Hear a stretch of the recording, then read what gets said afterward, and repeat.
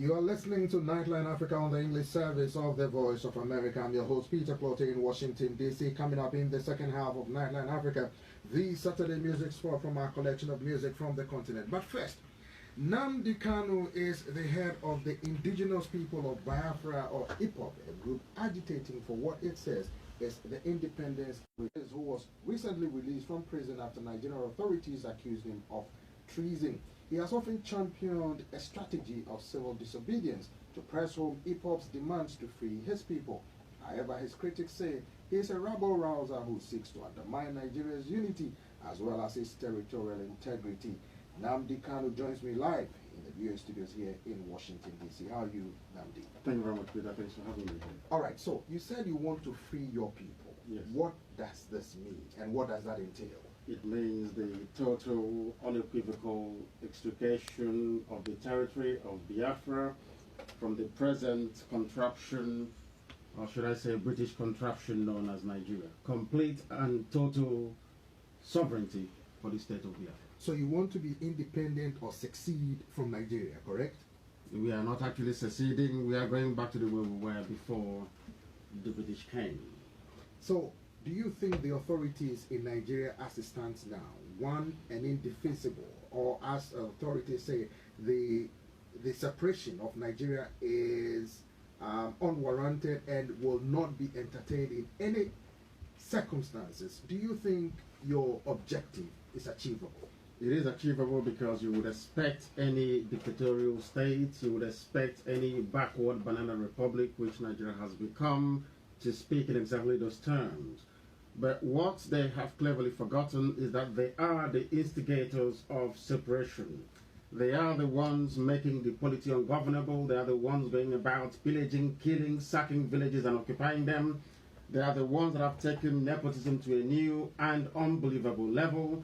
They are the ones running Nigeria as if it is a private family business. They are the ones that have promised and sworn to bring Islam into Biafra land. They are the ones arming and equipping the four known terror groups you have in Nigeria to cause havoc and kill innocent people. We are not going to fold our hands and watch this continue to happen.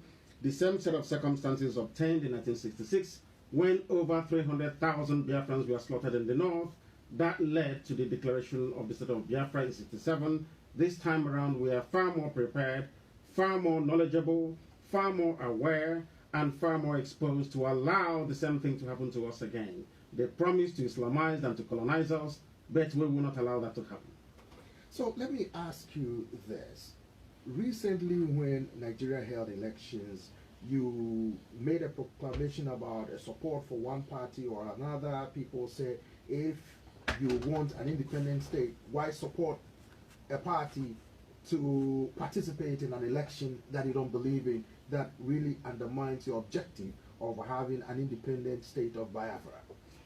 First of all, we are Democrats, and secondly, we did not advocate for the voting of any particular party. What we said very clearly is that the policies of APC, as championed by the cabal who are in charge in Abuja, is not sustainable and cannot be supported. We also wanted to demonstrate our ability to be flexible and more so to respond to the yearnings and aspirations of our elders who demanded and pleaded with us to allow the voting to go ahead. But what I can say to you is that voting in Nigeria, as you've well seen, thankfully you were there to observe it, is not only shambolic, but is an exercise in futility. Voting doesn't count in Nigeria. People voting in Nigeria is a wasted effort. All the ballot boxes, all the ballot papers, all the polling stations belonging to Biafrans in Lagos, for instance, Abuja, Kanu, Kaduna, and Zaria, were all destroyed during the election day, rendering it absolutely useless. What they have said to us is that we do not belong to Nigeria, we are not part of Nigeria. It is even a worse form of apartheid than what obtained in South Africa. Those are the conditions we are being forced to live under. Where the circumstances allowed us to participate, of course, we said we are lifting the boycott, but as you can see, regardless of what you do, the outcome is always predetermined. The Fulanis in the north will always write the results, and the army will enforce it, and the court will rubber stamp it, and that's where we are today. Does your cause entail in engaging with the government to achieve your objective, or does that also entail picking up arms against the administration or the state of Nigeria?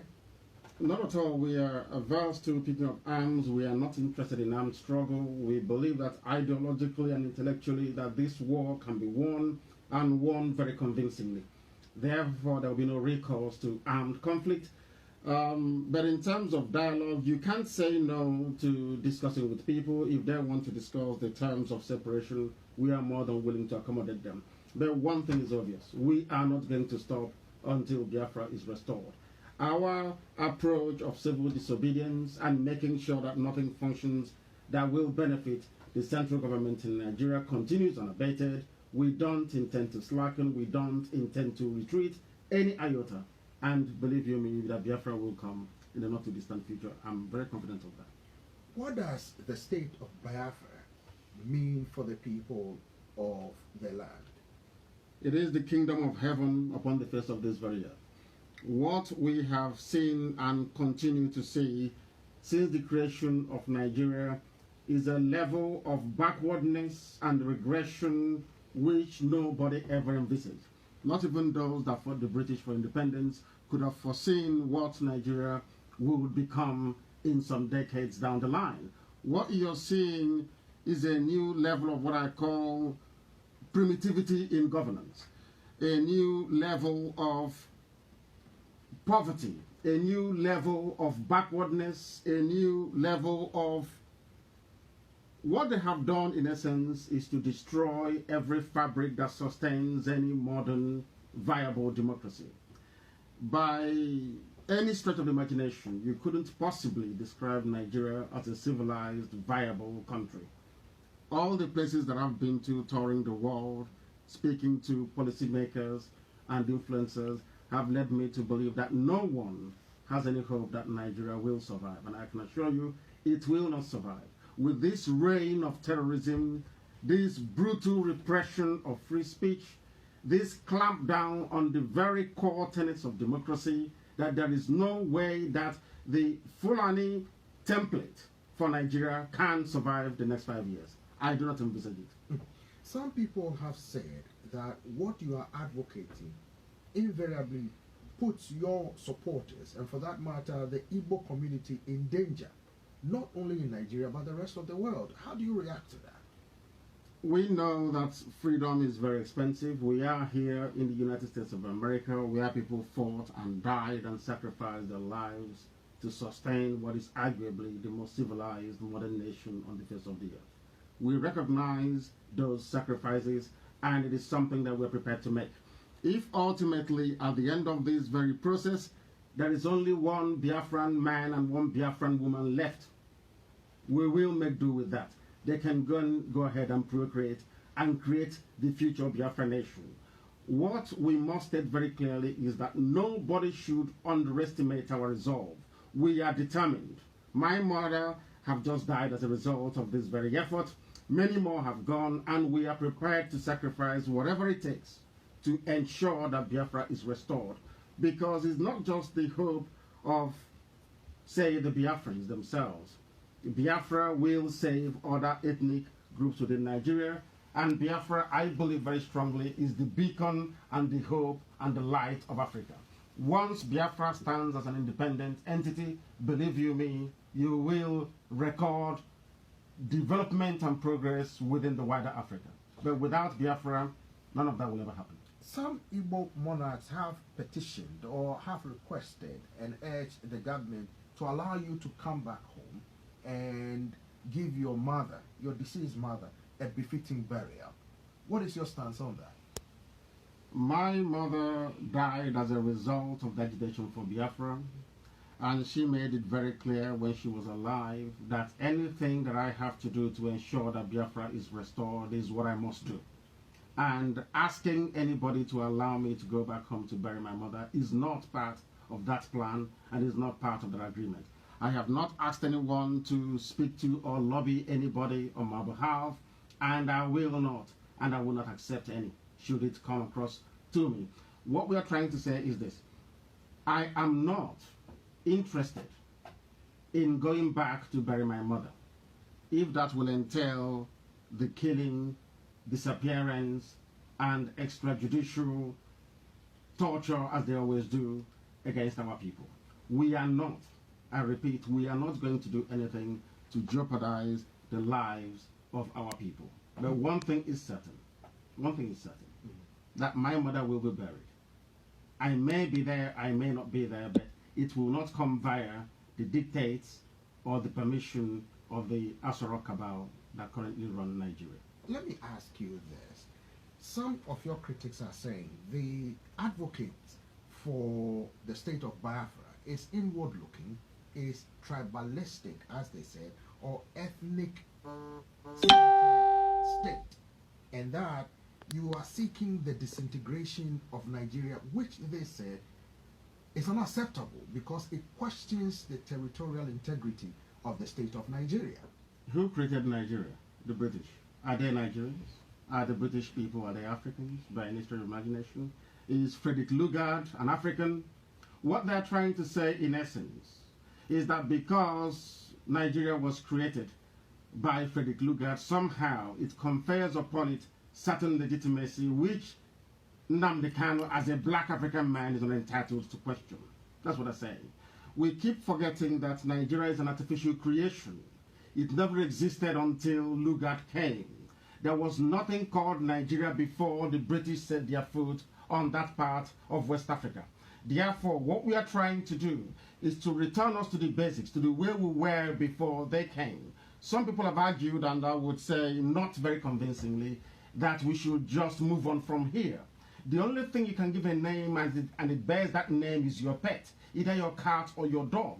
By accepting the name Nigeria, what we have done in essence is to say we are not capable of creating a civilized society by ourselves and for our people. Are you telling me I can go to Europe and create a nation in Europe? Are you remotely suggesting that I can come to the United States of America, carve out perhaps the state of California, and then give them whatever name that I like? Does Nigeria even have a meaning? Nigeria is a nigger area. That is the meaning of it. It is a nigger, a place for niggers. That's the meaning of Nigeria. That is the appropriate pronunciation.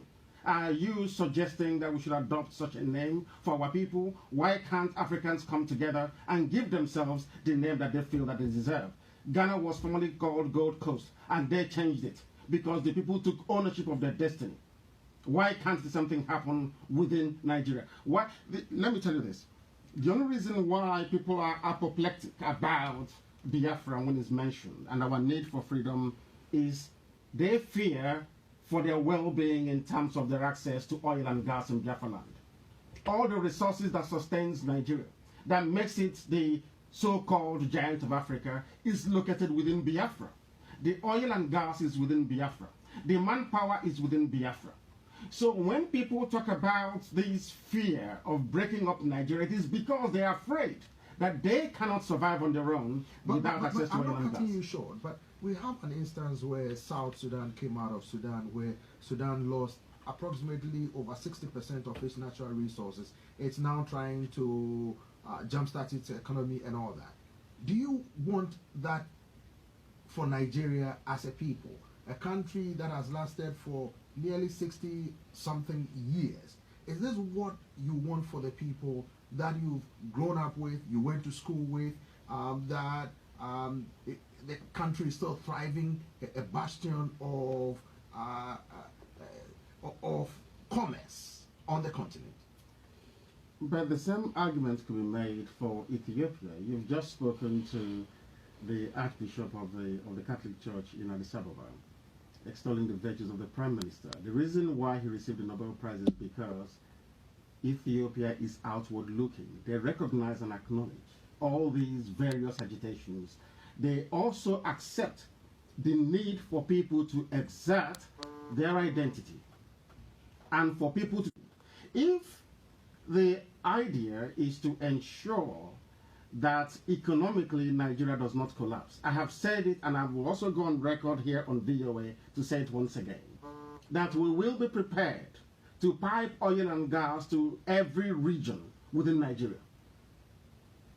We are prepared to share the natural resources in Biafra land with all the relevant and component parts of Nigeria, to demonstrate very clearly that our agitation has nothing to do with the economic emasculation of Nigeria, but has everything to do with our right as a people to determine where we want to go to.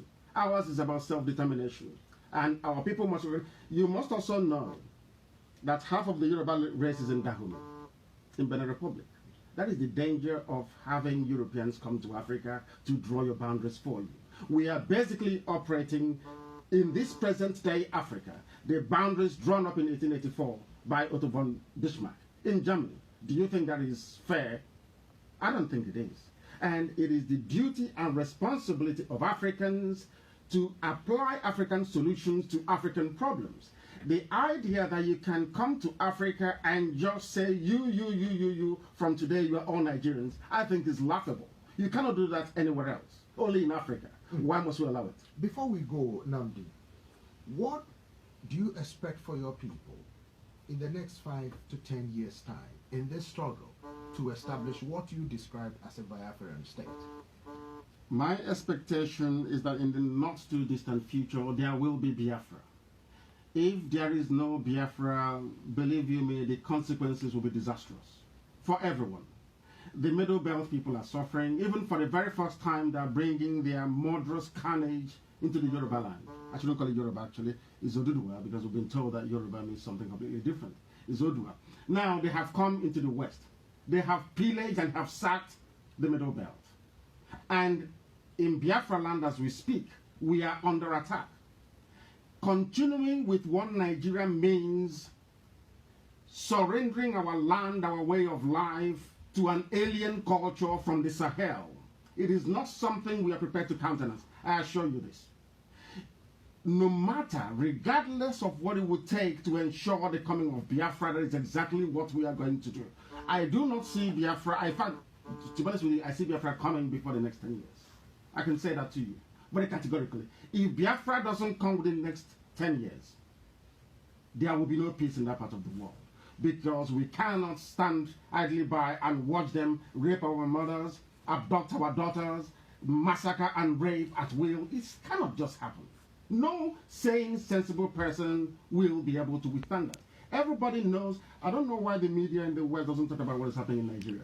You have the Fulani headsmen who have come with the full and total support of the Nigerian state to the government has said that the government has stepped up efforts to increase security, bolster security in certain areas where Boko Haram and terrorist groups have been fighting. So the government is doing something about it. This is what the government is saying. Are you saying the government is not doing its job, which is constitutionally mandated to protect life and property? Where is Boko Haram operating? In the north, isn't it? Boko Haram is in the north. ISIS in West Africa in the north. Al-Qaeda in the Maghreb from the north. Fulani headsmen from the north.